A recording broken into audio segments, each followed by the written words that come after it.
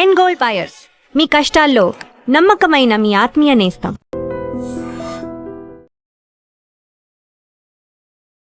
Hello views, welcome to iDream media. కాల పారాని కూడా ఆడలేదు. ఇంకా ఇంటికి కట్టినటువంటి తోరణాలు కూడా అంతే పచ్చిగా ఉన్నాయి. కోటి ఆశలతో, సరికొత్త ఆశయాలతో మెట్టినింటి అడుగు పెట్టింది తేజశ్రీ, శ్రీకాకుళం చెందినటువంటి యువతి. సో ఎంతో లైఫ్ని హ్యాపీగా ఊహించుకుంది. కానీ వరకట్న వేధింపులకి బలై విగత జీవిగా మారింది.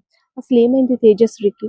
మార్చి 7వ తారీఖున అంగరంగ వైభవంగా శ్రీకాకుళం జిల్లా గార మండలానికి చెందినటువంటి తేజశ్రీ యొక్క తల్లిదండ్రులు, అదేవిధంగా శ్రీకాకుళం జిల్లా శ్రీకాకుళం మండలానికి చెందినటువంటి సోమేష్ యొక్క తల్లిదండ్రులు ఇద్దరు కూడా చాలా అంగరంగ వైభవంగా వీరి యొక్క వివాహ మహోత్సవ వేడుకల్ని ఘనంగా నిర్వహించారు.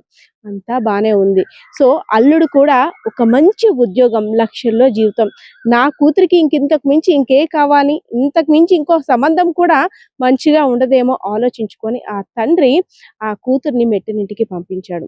ఎవరైతే సోమేష్ ఉన్నాడో, సోమేష్ కూడా విశాఖపట్నం L&T కంపెనీలో నేవల్ డాక్యార్డ్కి సంబంధించి ప్రాజెక్ట్ డిజైనర్గా వర్క్ చేస్తున్నాడు. రామా ట్యాక్స్లో ఒక ఇల్లు తీసుకొని అద్దెకుంటున్నాడు. సో తను ఒక రోజు ఒక వేరే యువతిని ఇంటికి తీసుకురావడంతో ఎవరైతే వైఫ్ తేజస్వి ఉందో తను నిలదీసి అడిగింది. ఈ గొడవ అంతా కూడా అటు నుండి ఇటు మార్చేసి, మీ ఫాదర్ ముందు బైక్ ఇవ్వాలి కదా, ముందు ఆ బైక్ సంగతి మాట్లాడు, తర్వాత ఈ విషయం గురించి చెప్తానంటూ తను బెదిరించాడు. సో ఇంటికి ఫోన్ చేసి, నాన్న బైక్ ఇస్తానన్నారు కదా, బైక్ గురించి గొడవ అవుతుందంటే 3 లక్షల రూపాయలు పెట్టి, నా కొడుకు నా కూతురే కదా బండి మీద తిరుగుతారని ఎవరైతే తేజశ్రీ యొక్క తల్లిదండ్రులు ఉన్నారో ఒక బైక్ని కూడా కొనిచ్చారు. అయిపోయింది. నీ బెడ బోడిగా ఉంది, నల్ల పూసలు చేయించమని మీ అమ్మ మీ నాన్నని కూడా అడుగు, తులమో 2 తులాల బంగారం కూడా అడుగు, ఎందుకంటే నేను బయటికి తీసుకువెళ్ళినప్పుడు భయంకరంగా ఉంది నీ మొహం నువ్వును అనేసని నాన్న మాటలు అన్నాడు. సరే నాన్న, మీ అల్లుడు గారు బంగారం గురించి అడుగుతున్నారంటే, సరేలే అమ్మ, అదెంత మాట, బంగారమే కదా, నిన్నే ఇచ్చాను, బంగారం ఇవ్వనా అంటూ కూడా నల్లపూసలు చేయించారు. సో ఇది కూడా అయిపోయింది. కొంత భూమి కావాలి అడుగు, ఇంకెన్నాళ్ళు అయింది, కట్నం కింద ఇస్తానన్న భూమి కూడా ఇంకా ఇవ్వలేదంటూ టార్చర్ స్టార్ట్ చేశాడు. సరే నాన్న, కట్నం కింద భూమి ఇస్తానన్నావు కదా, ఇవ్వలేదంటూ మళ్ళీ కూతురు నుండి తండ్రికి ఫోన్. సరేలే అమ్మ, నీకనేదే కదా, చూస్తున్నాను, రాయించేస్తాను, అది కూడా రిజిస్ట్రేషన్ చేయించేస్తానంటూ తండ్రి హామీ ఇచ్చాడు. ఇలా వారానికి, రోజుకి ఒకటి కాదు, ఇలా చిన్న చిన్న తగువులు, అందులోని కొత్తగా పెళ్ళయింది కాబట్టి వధూవరుల మధ్య తగువులు రావడం సహజం. ఎవరో ఒకరు సర్దుకుపోవాలంటూ తేజశ్రీకి తన తల్లిదండ్రులు ఎంతో నచ్చ చెప్పారు.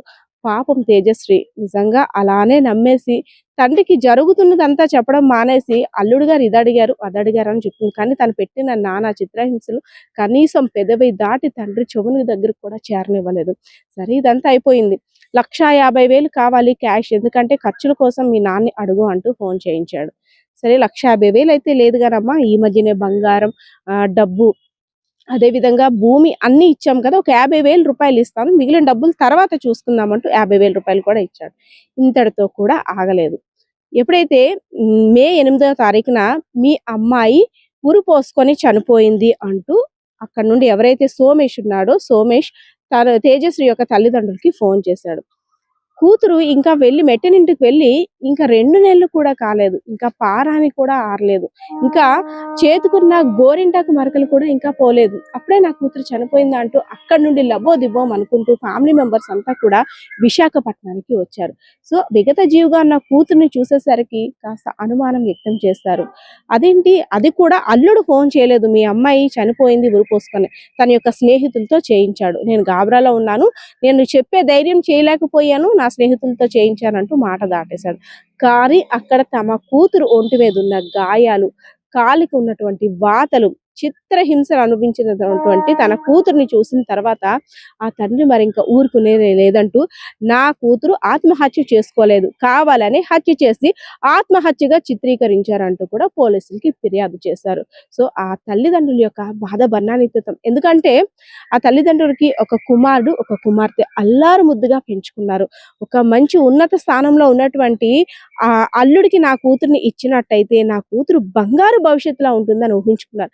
కానీ కలలన్నీ కూడా ఆవిరైపోయాయి. ఆ కన్న కలలన్నీ కూడా అడియాశలుగానే మిగిలిపోయాయి. డబ్బు పోయింది, బంగారం పోయింది, భూమి పోయింది, కానీ నా కూతురు మిగలలేదు. ఇవన్నీ ఇచ్చాను, నా కూతురు నీకేం తక్కువ చేసింది?